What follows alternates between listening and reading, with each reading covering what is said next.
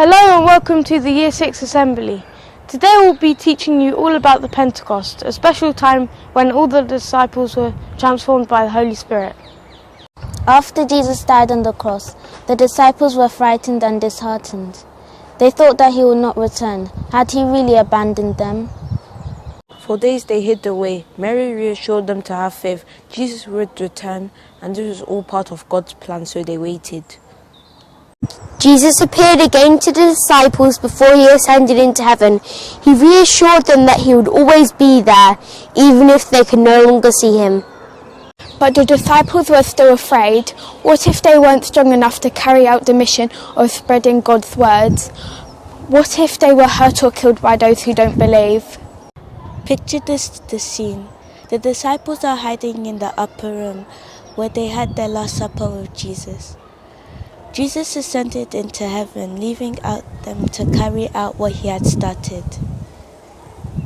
The disciples did not feel ready. They were frightened and felt weak. They cowered away and hid from their new responsibilities. I don't feel ready. What if the religious authorities come for us next? They could kill us for spreading the word. Look what happened to Jesus. Never mind that. What if people think we're a bunch of raving lunatics? There's so many non-believers. The Jews will say that we have lost our mind. Who will listen to us without Jesus by our side? None of us can perform miracles to prove ourselves either. Wait, can you hear that? Hear what? You're already sounding crazy. No, wait, I can hear it too. You frightened yourself so much that you're hearing things. Stop arguing. What would Jesus say if he could see us now? The disciples could in fact hear something that would change their lives forever. A sudden gust of wind filled the upper room where they stood, roaring in their ears and shaking the shutters. The disciples huddled together in fear as the wind ripped around them. What was its force? Suddenly, they could see what looked like tongues of fire coming towards them. It separated and came to rest on each of their heads. The disciples trembled in fear until they were filled with a sense of strength and bravery they had not felt before. The Holy Spirit filled each of them, giving them many gifts. They could speak different languages, and their fear was banished. Cowardice gave way to courage, and their previous disbelief became a flame of unshakable faith. Their doubt disappeared. Their fear was banished. The disciples were afraid of no one, no threat, no danger. They felt brave. They were finally ready to do what Jesus had tasked them to do. They ran into the street feeling a courage they had never felt before. Some thought they had lost their minds. But Peter ran to the steps of a nearby building and began to speak. The Holy Spirit made him strong. He spoke to thousands of people with authority and conviction. God sent Jesus to you. You know he was the Messiah. He showed you through miracles and signs. You allowed him to be crucified, but God raised him to everlasting life. Jesus has sent the Holy Spirit to make us strong. What do we do? Do you think he speaks the truth? I can feel it in my heart that it's true. What should we do? Well, Peter said that we should repent for our sins and be baptized. He said that baptism will allow us to receive the gift of the Holy Spirit. We'll be strengthened like he has been. Let us join them. We can join the flock. That day, about 3,000 were added to their numbers. The disciples had started their mission of spreading the word to all who would listen. The Holy Spirit made all of this happen. The disciple went out into the world and made all the other people convert their faith. It was not easy, but slowly the Christian community started to grow. As more and more joined the flock, others began to share the value and the word. It is our job to continue this important work that the apostles bravely started. We can all be an apostle by living in the way Jesus has taught us to. How can you share the gifts of the Holy Spirit with others every day? What tiny little things could you show? Maybe you could spend time with someone who seems a little lonely. Maybe you could show integrity and honesty and admit mistakes you have made. Maybe you could show forgiveness to someone who has made the wrong choice. Maybe you could help someone when they are struggling or show respect for your environment. Please join us as we sing our hymn, Go Tell Everyone.